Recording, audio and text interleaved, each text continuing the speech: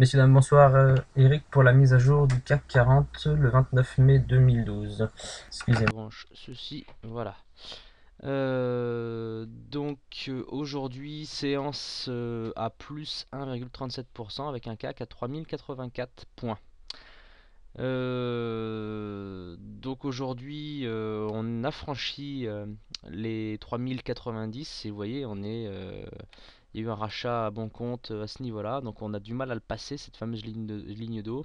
Et puis il y a eu aussi la M20 qui a servi de support, de résistance, excusez-moi. Et il y a eu aussi, vous voyez, on a racheté dessus. Donc c'est vrai que la ligne d'eau, elle est assez résistante. On a par contre franchi, et ce coup-ci on a fini, la bougie a fini au-dessus donc de cette fameuse ligne rouge qui est ici, qui représente en fait la partie inférieure du drapeau que j'expliquais les jours précédents.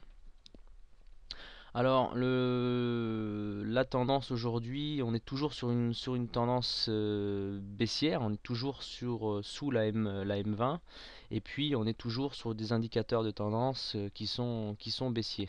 Par exemple le mouvement directionnel, vous voyez donc il est toujours en rouge, donc il exprime une tendance baissière, même si ça tend, vous voyez, à se rétrécir, donc à s'améliorer. Et puis on voit un ADX qui diminue, mais qui est toujours à 33. Voilà. Donc la tendance reste toujours baissière. Il y a des points d'amélioration. Donc les deux points ici, c'est les SAR qui indiquent qu'on repart peut-être sur une dynamique haussière. On a les cours qui évoluent au-dessus de la M7 qui est croissante, donc c'est bon et qui va servir forcément de support dans les demain ou après-demain. Donc ça, c'est des bonnes choses. On a on est toujours donc sur ça c'est l'indicateur cycle, donc là il nous explique clairement qu'on est sur un cycle haussier à très court terme.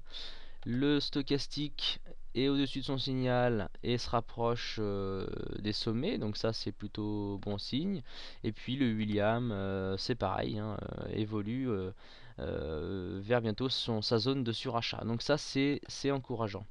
Le seul point, le gros point négatif, c'est qu'on bute toujours sous cette ligne d'eau à 3090 points. Et puis on a aussi cette M20 qui est vraiment dangereuse.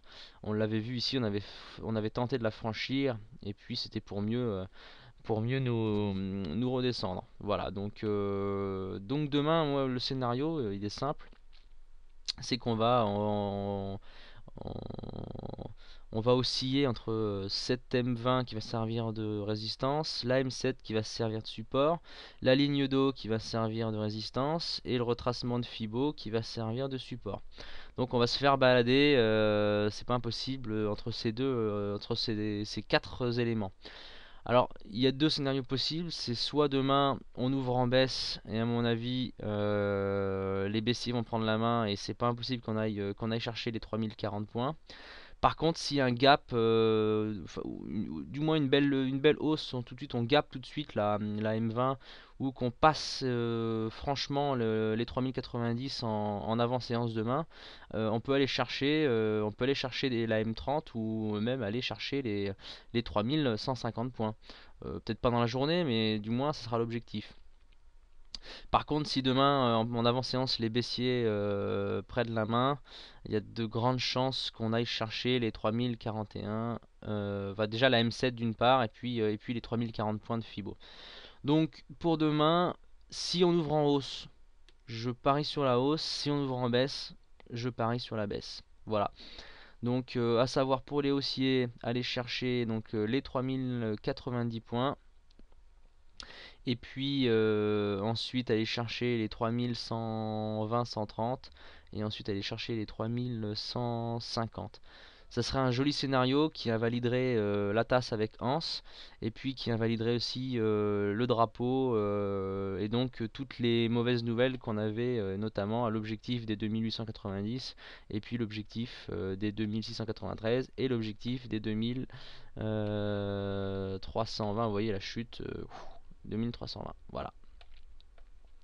Donc tout va se jouer demain à mon humble avis en avant-séance. Voilà, écoutez, passez une bonne soirée et à demain.